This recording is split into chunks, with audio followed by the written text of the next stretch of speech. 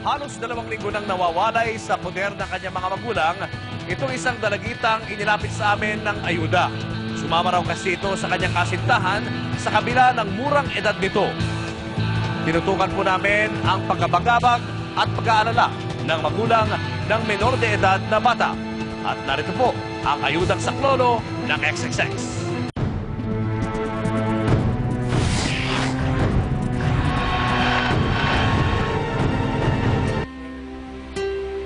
Tuliro, balisa, walang ganang kumain. Ito ang pinagdadaanan ngayon ng 43 anyos na single mom na si Maria Rosa Rebutaso o kilala rin sa tawag na Jenny. 2 linggo na kasing hindi umuwi sa kanilang tahanan ang 16 anyos at panganay niyang anak na itatago natin sa pangalang Angel. Ang problema ko po yung umalis yung anak ko. Hindi niya sinabi sa akin yung problema niya. Hindi niya pinahiwatig na nandito ako, ina niya. Siguro, naisip niya siguro busy ako, kaya hindi ko siya maintindihan ko once na magsabi siya kasi pagod ako, puyat ako. Aunyo ng Hulyo nang maglaho na lamang na parang bula ang anak na minor de edad. Igagawa daw siyang project. Na-brown out dito. Buong araw wala kaming ilaw. Hindi pa siya umuwi. Maghapon hanggang sa abuti ng magdamag, nag-antabay si Jenny sa pag-uwi ng anak. Pero ni anino nito'y di niya nasilayan. Kaya naman naisip na niyang kontakin ang nooy boyfriend ng dalagitang anak. Ang tinext ko si March. Sabi ni March, kasi tita, ayaw na umuwi sa inyo. Nahirapan daw siya sa inyo. Di mo daw siya maintindihan, di mo daw siya mahal. Sabi ko, pwede ba yun? Hindi ko siya mahal. Sabi ko, pari-pariyo ko lang naman sila mahal. Titi, tayo na talaga umuwi sa inyo. Bakit ba pinipilit yun ayaw ng anak ko? Ihatid niyo, di ba may magulang ka naman? Dito na nagsimulang kabahan si Jenny. Mas tumindi pa ang takot niya sa dibdib nang muli raw magpadala ng text si March. Yung tinatakot kong text ni March, yung sinabi ko na, March, saan ba talaga anak ko? Na tita, magtatrabaho siya. Kung bakit siya magtatrabaho? May sakit siya. May sakit sa puso yun. Saka isa pa, 16 years old pa lang yun.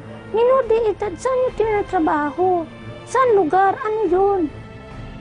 Nang mga sandaling iyon, kwento ng inang nagpapaayuda sa amin. Halos panawa na siya ng katinuan at kung ano-ano na ang pumapasok sa kanyang isip.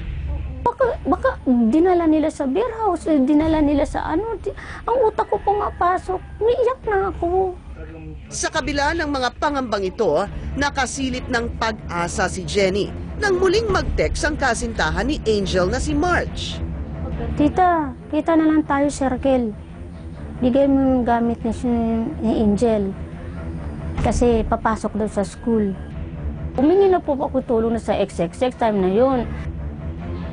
Inosente man sa maraming bagay, matalino at masipag daw mag-aral si Angel. Dito ngayon nagmumula ang takot ni Jenny. Takot sa posibilidad na masira ang kinabukasan ng mahal na anak. Mahirap kaya, sir. Mawala lang kung lalaki, wag lang anak. Yan ang importante sa akin, anak. Siguro, mawala ng mundo ko pag wala ng anak ko. Gumagawa po ako ng paraan. Mula nung binenta ko ng nanay ko, mula nung pinabayaan ako ng nanay ko, ibang tao na nagpalaki sa akin. Kaya ayaw ko po mawala ang anak ko. Gusto ko ipakita ko sa kanila na iba ako. Mapagmahal ako na nanay. Lagi ko sinasabi sa... Batid ng XXX ang hirap ng kalooban ng isang ina na nawalay sa piling ang anak. Kaya naman bago pa magkatotoo ang mga pangamba ni Jenny, agad humakbang patungo sa paghahanap ng solusyon ng XXX para sa problemang iniinda ng nag-aalalang nanay.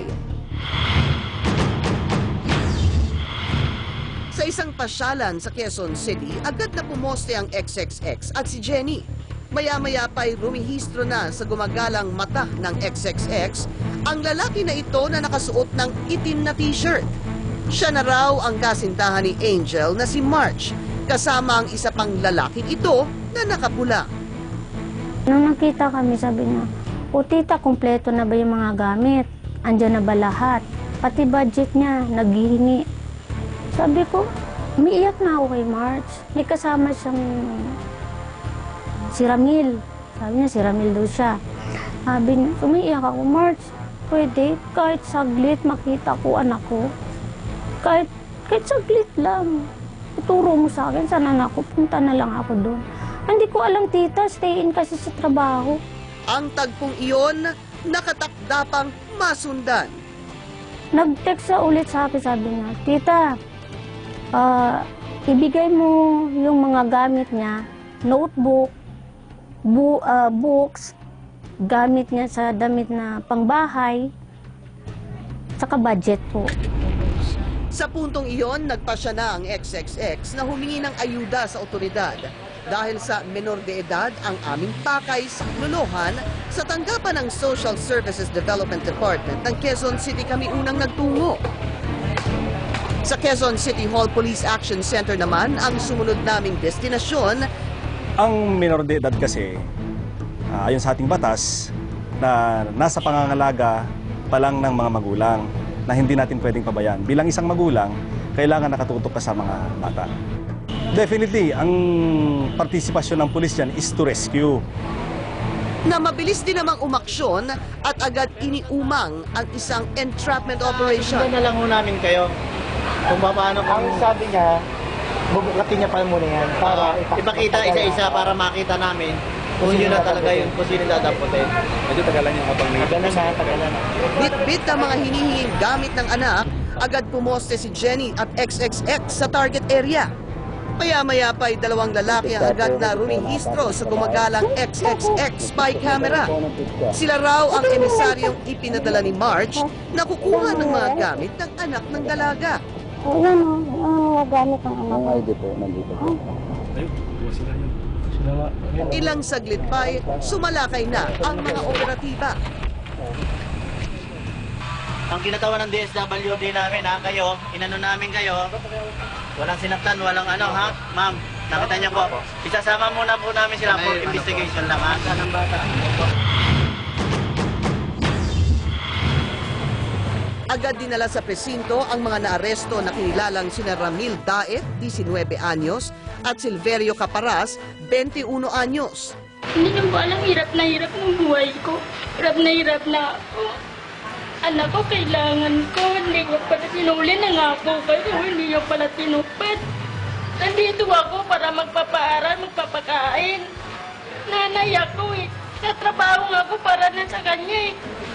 Matapos iyon, sa pamamagitan ng mga inaaresto, sinamahan nila kami sa tinutuluyan ni March, ang lugar na sinasabing kinaroroonan din ni Angel.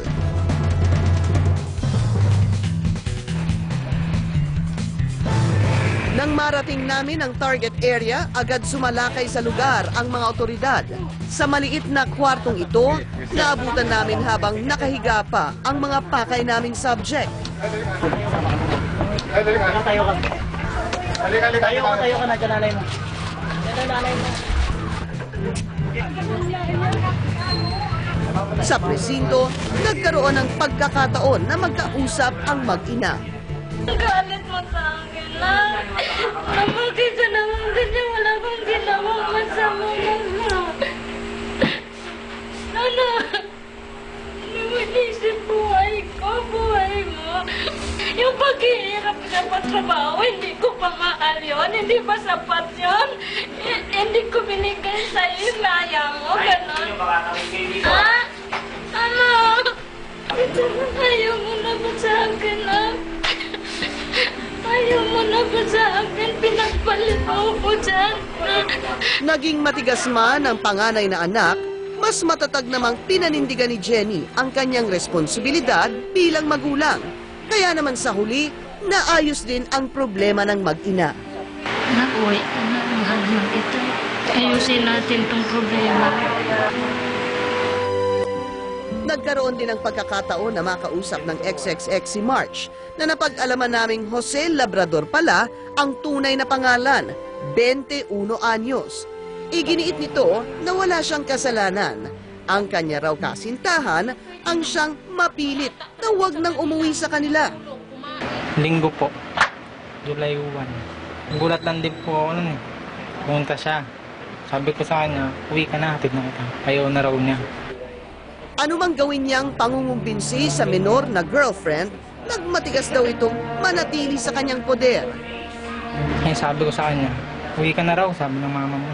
Ngayon, sabi niya, ayoko. Ayan, dito na nga ang damit ko, di ba? Ngayon ganit, kasama na yung uniform. Ngayon ayaw talaga niya, umiiyak.